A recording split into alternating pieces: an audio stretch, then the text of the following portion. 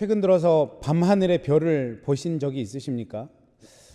아무래도 달라스가 큰 도시라서 그런지 하늘이 맑은 편임에도 불구하고 밤에 별 보는 일이 그렇게 쉽지는 않은 것 같습니다. 제 인생에 있어서 정말 잊을 수 없는 밤하늘의 별을 봤던 기억이 있는데 2009년 1월 초에 애리조나 단기 선교를 마치고 이제 달라스로 돌아오려고 그날 새벽 4시에 선교센터를 출발해서 이제 I-40 하이웨이에 차를 딱 올렸습니다. 그런데 차가 갑자기 멈춰 서는 거예요. 교회 밴이었는데 맨 처음에 무슨 이유인지 몰랐는데 봤더니 달라스에서는 그렇게 춥지가 않기 때문에 부동액을 어느 점이 높은 거를 쓰는데 애리조나는 너무 추워서 그 밤에 부동액이 얼어버렸던 겁니다. 그래서 차가 하이웨이에 올라왔는데 저희 교회 밴은 그냥 그 자리에 멈춰 서버렸습니다. 나머지 팀원들은 그때 차롯버스를 빌려가서 다 그 버스에 타고 그냥 앞서 가버리고 저희가 서 있는지도 모르고 저랑 그 밴에 타고 있던 한 대여섯 명의 청년들은 맨 처음에 무슨 일인지도 몰라서 본네트도 열어보고 이렇게 봤더니 뭔가 열이 계속 넘치기 때문에 부동액에 뭔가 문제가 있다 생각하고 1시간 정도 그렇게 그 추운 하이웨이 위에서 뭔가를 열심히 했던 것 같습니다. 그런 신세가 좀 처량하기도 하고 이게 뭐 하는 것인가 이런 마음이 들어서 우연히 하늘을 봤는데 정말 제 인생에서 그렇게 빼곡히 하늘의 별이 찬 것은 본 적이 없었습니다. 정말 주님이 만드셨구나라는 감탄이 나올 수밖에 없었던 그런 하늘. 10년이 지났는데도 지금도 생생하게 그 하늘은 제 기억 속에 남아 있습니다. 지금 우리들이 살아가는 시대는 너무나 바쁘기 때문에 정말 별 볼 일 없는 시대를 살아가고 있습니다. 그런데 우리와는 달리 옛날 사람들은 과학이 발달하지 않았기 때문에 밤하늘에 굉장한 관심을 많이 갖고 살았었습니다. 특히 팔레스타인 동쪽에 위치한 나라들은 이 별에 대한 연구가 굉장히 상당히 높은 수준에 이르렀다고 합니다. 그들이 갖고 있었던 생각이 어떤 생각이냐면 이 온 세계가 하나로 되어 있고 그리고 그 모든 것이 연결되어 있기 때문에 그래서 하늘에 특별한 일이 일어나면 땅에서도 이 특별한 일이 일어난다라고 사람들이 믿었다고 합니다. 그렇기 때문에 많은 사람들이 하늘을 연구했었고 오늘 본문에 나오는 이 동방 박사도 천문학자 또는 점성가 이렇게 보시면 될 것 같습니다. 정확히 어떤 방법인지는 모르겠는데 하나님이 오늘 정말 특별한 방법으로 예수님의 나심을 유대인들이 아니라 멀리 살고 있는 이방 나라 사람들 그 사람들에게 알 수 있도록 하셨습니다. 그리고 별을 통해서 그들을 이 유대 땅까지 인도하셨던 것입니다. 그 이방 나라 사람들이 동방박사로 불려지는 사람들입니다. 그들은 특별한 별을 보고 그 별이 무슨 의미가 있을까를 파악하는 사람들이었습니다. 그런데 하나님께서 이들에게 아기 예수님을 만나는 특별한 은혜를 허락하셨습니다. 이 박사들은 앞에서 말씀드린 것처럼 천문학자와 점성가 이런 일들을 했던 사람입니다. 아마도 이 사람들은 굉장히 높은 지위를 가졌을 것이고 그렇기 때문에 굉장히 부유한 삶을 살았을 거라고 성경학자들은 추측을 합니다. 그래서 아마도 이 사람들이 예루살렘까지 또 이 베들레헴까지 오는 것은 비교적 수월했을 것이다 라고 생각은 하지만 그럼에도 불구하고 이 옛날 시대에 이들이 예루살렘까지 또 베들레헴까지 온 것은 결코 쉬운 일은 아니었을 것입니다. 성경학자들은 약 900마일 정도 되는 거리를 이들이 왔을 것이다 이렇게 추측하고 있습니다. 이 멀리까지 유대인의 왕으로 나신 이들을 찾아왔고 그분께 경배를 드렸습니다. 크리스마스를 생각하면 절대 빠질 수 없는 이 동방박사의 이야기, 그러면 동방박사가 등장하는 오늘 본문을 통해서 크리스마스를 준비하고 보내는 우리들은 어떤 생각을 해야 되는지 또 우리가 예수님에 대해서 기억해야 될 것은 무엇인지 오늘 그것을 좀 나눠보려고 합니다. 오늘 본문은 마태복음에만 기록되고 있는 특별한 사건입니다. 마태는 이 이야기를 시작하면서 역사적인 배경과 지리적인 배경을 언급하는 것으로부터 이 말씀을 시작하고 있습니다. 1절 말씀을 보면 헤롯 왕 때에 이렇게 말씀하죠. 헤롯 왕 때에 예수께서 유대 베들레헴에서 나심에 동방으로부터 박사들이 예루살렘에 이르러 말하되, 헤롯 왕이 등장합니다. 여기서 말하는 헤롯 왕은 성경에 많은 헤롯 왕이 등장하는데 헤롯 대왕이라고 불리는 바로 그 헤롯입니다. 이 사람이 원래 유대인은 아니고 이 에서의 후예인 이둠의 사람, 구약의 언어로 얘기하자면 에돔 사람입니다. 유대인이 아니기 때문에 이 사람이 왕이 된 것은 사실은 자연스러운 일은 아닙니다. 이 헤롯이라는 사람, 이 헤롯 대왕은 굉장히 정치적인 수완이 뛰어났던 사람이라서 로마 군의 도움을 받아서 이 이스라엘의 왕이 됩니다. 자신의 반대 세력을 쫓아내고 왕이 되어서 이스라엘을 다스렸습니다. 하지만 이 사람이 지나치게 권력에 집착을 했고 또 과중한 세금을 부과를 했고, 왜냐하면 로마에 잘 보여야 되기 때문에, 그리고 각종 건축하는 일에 백성들을 굉장히 많이 동원시켰습니다. 그래서 백성의 원망을 굉장히 많이 산 인물이 바로 이 헤롯 대왕입니다. 게다가 10명의 아내를 두었는데 자신의 왕위를 지키기 위해서 아들들도 죽이고 아내도 죽이고 아내의 어머니까지 죽였던 굉장히 잔혹한 사람입니다. 그래서 오늘 2장 1절에서 헤롯 왕 때에라는 이 단어로 시작하지만 이 역사적 배경을 볼 때 많은 백성들이 힘들어하던 그때에라는 뜻으로 우리가 해석을 할 수 있습니다. 참 어려운 시절에 베들레헴에서 아기 예수님이 나셨다. 그리고 이 아기 예수님이 어떤 분인지 알려주기 위해서 동방박사를 등장시키는 것을 우리는 알 수 있습니다. 이 박사들이 사실 어디서 왔는지 어느 나라 사람인지 우리는 지금 정확히 알 수는 없습니다. 그런데 대부분의 성경학자들이 추론하기로는 페르시아나 바벨론, 이 아라비아 지역으로 보는 의견이 일반적인 견해입니다. 더 나아가서 소아시아나 인도 혹은 그리스 등으로 보는 사람도 있습니다. 아주 가끔은 한국에서 오셨다라고 얘기하는 분도 있는데 제 생각에는 애국심에서 하시는 말인 것 같습니다. 여기까지는 신경을 안 쓰셔도 될 것 같습니다.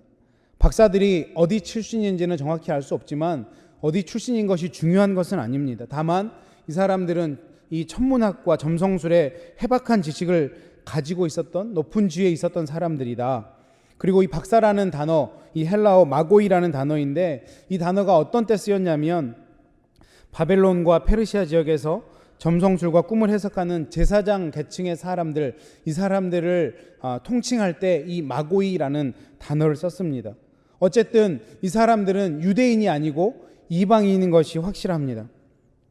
이 박사들이 예수님의 나심을 축하하기 위해서 이스라엘 땅을 방문했습니다. 만약에 여러분들이 왕의 나심을, 한 나라의 왕의 나심을 축하하려면 어느 지역을 먼저 가겠습니까? 당연히 그 나라의 중심지를 먼저 갈 것입니다. 왜냐하면 왕이 나셨기 때문입니다. 그래서 박사들도 먼저 예루살렘으로 갔던 것입니다. 유대인의 왕을 찾기 위해서 유대 사람들의 정치와 종교의 중심지인 예루살렘을 방문한 것은 당연한 일입니다. 그리고 이들이 예루살렘을 방문해서 이렇게 질문을 하죠. 유대인의 왕으로 나신 이가 어디 계시냐? 이런 질문을 합니다. 유대 사람들이 멀리 이방에서 온 이 동방의 박사들을 만났는데 이 사람들이 유대인의 왕이 나셨다고 하는데 이 사람이 어디 있느냐? 이 질문을 들었을 때 어떤 생각이 들었겠습니까? 특별히 지금 이 시대의 왕으로 다스리고 있는 헤롯은 어떤 생각이 들었겠습니까? 헤롯의 입장에서 생각하면 이런 말입니다. 내가 지금 왕으로 있는데 왕이 태어났다는 겁니다. 앞에서 말씀드린 것처럼 헤롯은 자신의 왕권에 굉장히 집착하던 사람입니다. 자신의 아들까지, 자신의 아내까지 죽여가면서 왕권을 유지했던 사람들입니다. 그런데 이 사람에게 지금 새로운 왕이 태어났는데 그 왕이 어딨냐? 이렇게 물어보면 이 헤롯 대왕의 입장에서 이 질문이 어떻게 여겨지겠습니까? 오늘 본문 3절에서 헤롯 왕과 온 예루살렘이 듣고 소동했다라고 이 헤롯의 모습과 예루살렘의 모습을 말씀해 주고 있습니다. 유대인의 왕이 태어났다는 소식은 헤롯에게 굉장히 큰 충격이었을 것입니다. 동방박사의 질문을 다시 한번 생각해 보십시오. 유대인의 왕이 어디 있느냐? 이 사람들은 왕의 나심을 확신하고 있었습니다. 왕이 태어났느냐를 물어보는 것이 아니라 왕이 분명히 태어났는데 그분이 어디 계시는 거냐? 지금 이렇게 질문을 하고 있죠. 참 아이러니한 것은 유대인의 왕이 났는데 유대인들은 모르고 있습니다. 멀리에서 온 이방인이 그 소식을 물어보고 있죠. 충격을 받은 헤롯은 사람들을 불러 모읍니다. 전문가들을 불러 모읍니다. 대제사장들과 서기관들을 모아서 묻습니다. 그리스도가 어디서 나겠느냐? 그런데 참 재미있는 것은 헤롯 왕이 그 사람들에게 무엇이라고 묻습니까? 그리스도가 어디 있냐고 묻습니다. 유대인의 왕이 어디에서 났냐고 묻는 것이 아닙니다. 헤롯은 유대인의 왕이 그리스도라는 사실을 알고 있었습니다. 하나님이 보내시겠다고 약속하신 그 메시아, 이스라엘의 소망, 백성들이 기다리고 있던 그 그리스도가 동방박사가 찾고 있는 유대인의 왕이라는 것을 알고 있었던 것입니다. 그리고 헤롯은 대제사장과 서기관들로부터 그 그리스도가 베들레헴에서 났다라는 소식을 알게 됩니다. 그리고 나서 헤롯이 어떤 행동을 취합니까? 이에 헤롯이 가만히 박사들을 불러 별이 나타난 때를 자세히 묻고 베들레헴으로 보내며 이르되 가서 아기에 대하여 자세히 알아보고 찾거든 내게 고하여 나도 가서 그에게 경배하게 하라. 헤롯이 가만히 박사들을 불렀다고 합니다. 이 가만히 불렀다. 이 가만히라는 단어 어디서 본 것 같지 않습니까? 마태복음 1장에 보면 요셉이 마리아가 임신한 것을 알고 가만히 끊으려고 했다라고 합니다. 동일한 단어, 마태복음 1, 2장에 나오는 이 동일한 단어가 두 번 나오는데 요셉이 했던 일과 헤롯이 했던 일은 전혀 다른 모양으로 사용되고 있습니다. 요셉은 아기의 생명을 구하고자 가만히 행동했는데 헤롯은 아기의 생명을 빼앗고자 가만히 행동하고 있습니다. 이처럼 헤롯은 이 정치 술수 음모에 굉장히 능했던 사람입니다. 8절 말미에 뭐라고 얘기합니까? 나도 가서 그에게 경배하게 하라. 자신의 마음을 숨기고 있는 거죠. 베들레헴에 가서 아기 예수를 죽여서 자기의 왕권을 더 오랫동안 가져가야 되는데 그 마음이 자기 마음 안에 있는데 나도 가서 그에게 경배하게 하라. 자신의 의도를 숨기고 있습니다. 동방박사들은 이 헤롯의 말을 듣고 베들레헴으로 떠나갑니다. 때마침 그 동방박사들의 앞에 그 동방에서 봤던 별이 떠오르죠. 그리고 그들을 인도합니다. 그 별의 모양이 정확히 어떤 모양이었는지는 알 수 없습니다. 하나님은 박사들을 인도하기 위해서 특별한 방법을 사용하셨고 그 별은 아기 예수님이 있는 곳 그 위에 머물렀고 박사들은 기뻐했다라고 오늘 성경은 기록하고 있습니다. 그 박사들이 얼마나 기뻐했는지 굉장히 기뻐했다라고 10절의 말씀에 그렇게 표현하고 있습니다. 그들이 별을 보고 매우 크게 기뻐하고 기뻐하더라.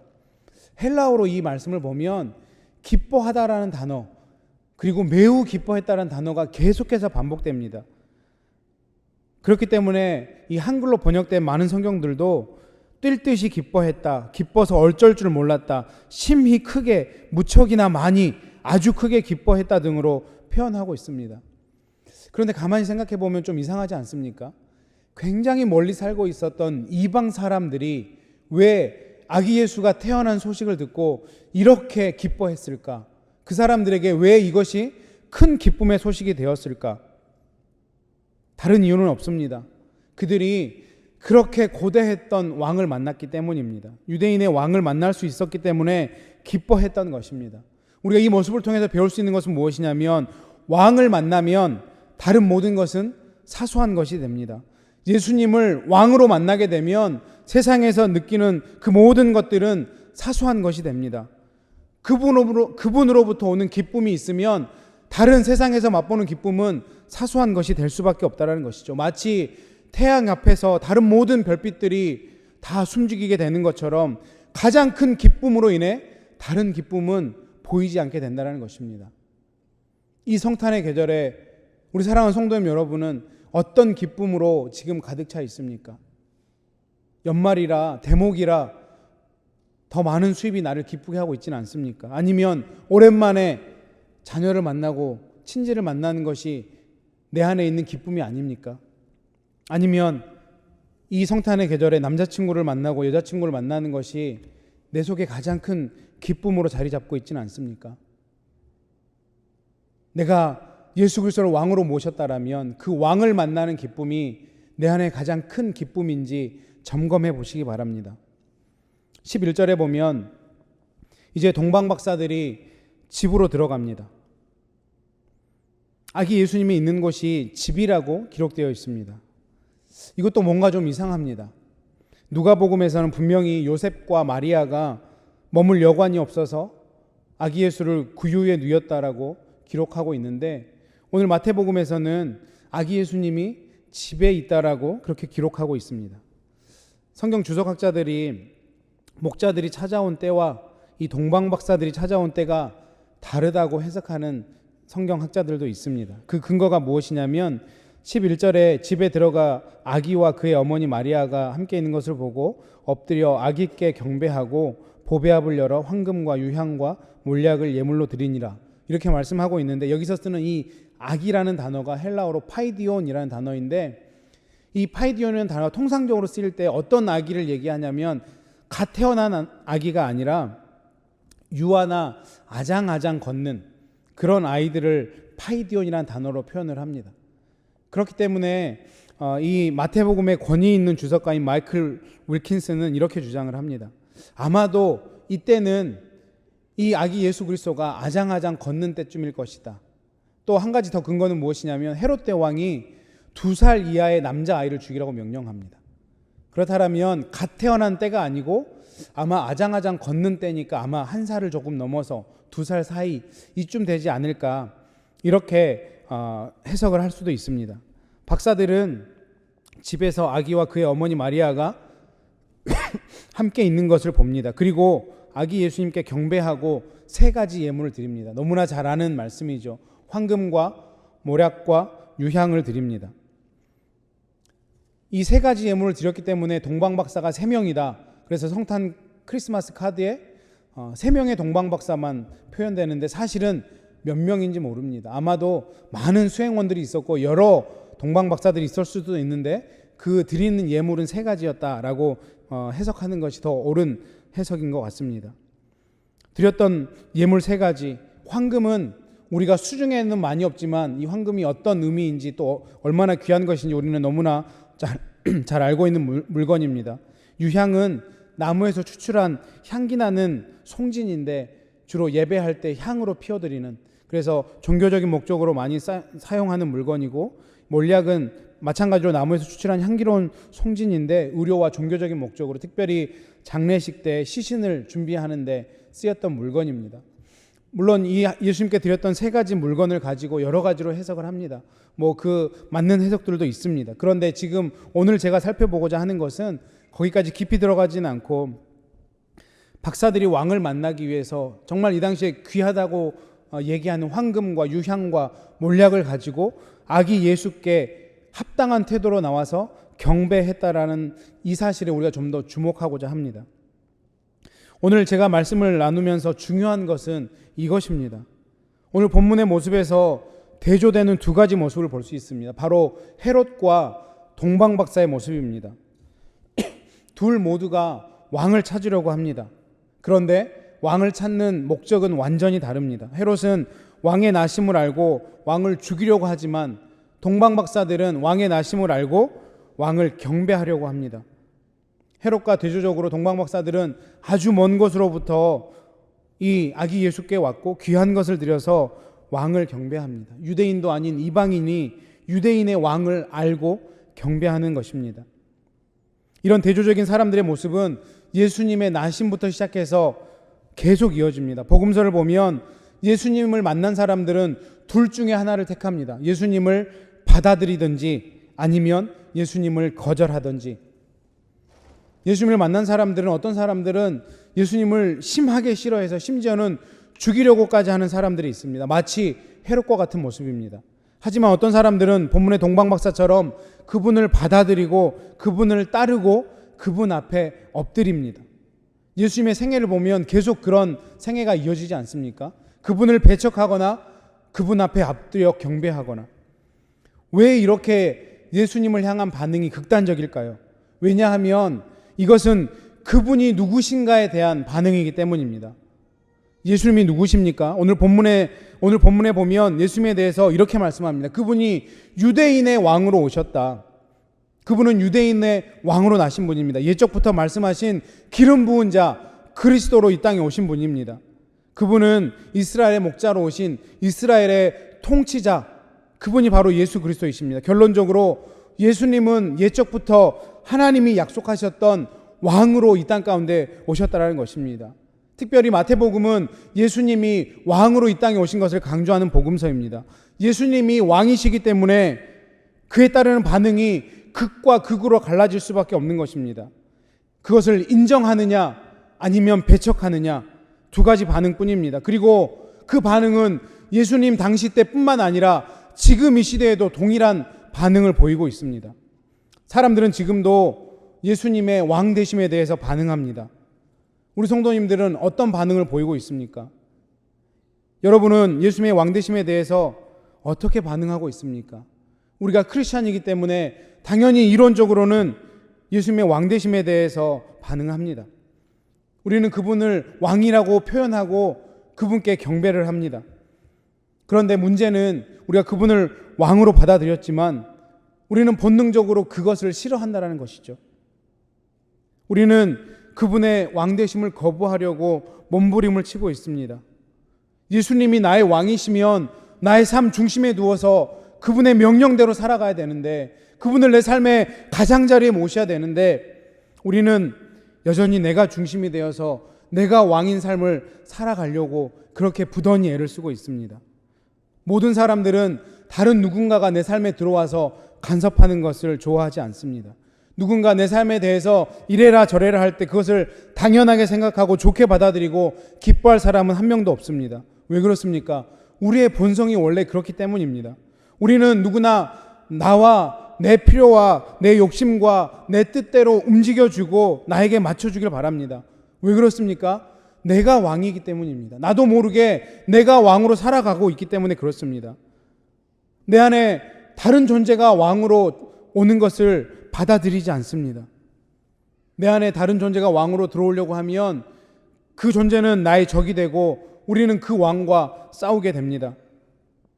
그런데 크리스마스는 그런 우리를 다시 한번 일깨우는 계절이 되어야 됩니다.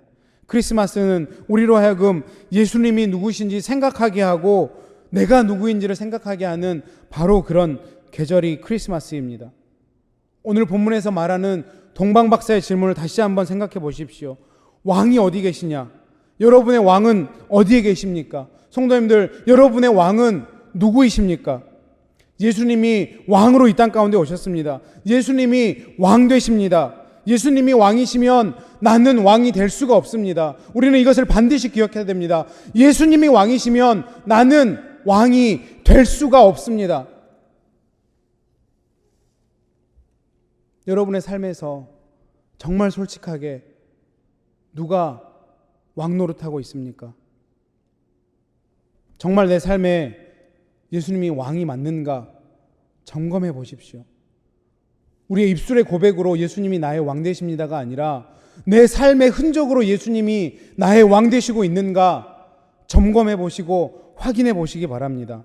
왕의 자리는 둘이 아닙니다. 왕의 자리는 하나뿐입니다. 둘 중 하나는 물러나야 합니다. 내가 왕의 자리에 앉아 있다라면 예수님이 실제로는 나의 삶에서 왕이 될 수가 없는 것입니다. 우리 안에 헤롯과 같은 왕 마음이 있다는 것을 잊지 마십시오. 내가 계속 왕으로 살고 싶은 그 마음, 헤롯만 손가락질 받을 것이 아니라 나도 지금 그렇게 헤롯처럼 살아가고 있다는 사실을 잊어서는 안 되는 것입니다. 그 마음이 내 안에서 여전히 나를 움직입니다. 내가 왕이 되게 합니다. 이 사실은 무엇을 우리에게 말씀합니까?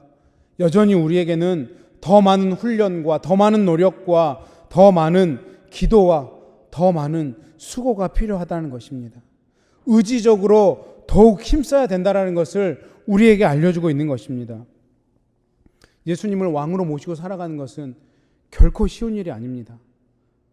왕을 섬기는 자로 살아가는 것은 정말 치열한 싸움이기 때문입니다. 내 마음이 날마다 전쟁터입니다. 이렇게 살면 안 되는데 예수님이 이웃을 사랑하라고 하셨는데 여전히 나는 이웃을 사랑하지 못하고 이웃을 품지 못하고 이웃에 대해 험담하고 우리 힘만으로는 절대 이길 수 없습니다. 그래서 성령님의 도우심이 필요합니다. 주님 앞에 엎드려지기 위해서, 주님을 만나기 위해서, 주님을 내 삶의 왕으로 모시기 위해서 내가 가진 귀한 것을 가지고 주님 앞에 나아가는 삶을 애써야 합니다. 주님을 만나고 주님을 높이는 일에 여러분의 마음을 쓰시기 바랍니다. 주님을 만나는 일에 우리 삶의 모든 최우선순위를 두시기 바랍니다. 우리가 왜 주님을 왕으로 모시고 살아야 됩니까? 답은 아주 간단합니다. 예수님이 다스리는 삶이 우리가 다스리는 삶보다 훨씬 더 풍요롭고 평안하기 때문이고, 그것이 하나님이 우리에게 주신 창조 섭리이기 때문입니다. 오늘 본문에 나오는 이 동방박사의 질문이 우리의 질문이 되기를 원합니다. 왕이 어디 계시냐? 너의 왕이 어디 계시냐? 이 질문에 예수 그리스도만이 진정한 나의 왕이십니다. 내가 왕 노릇하지 않겠습니다.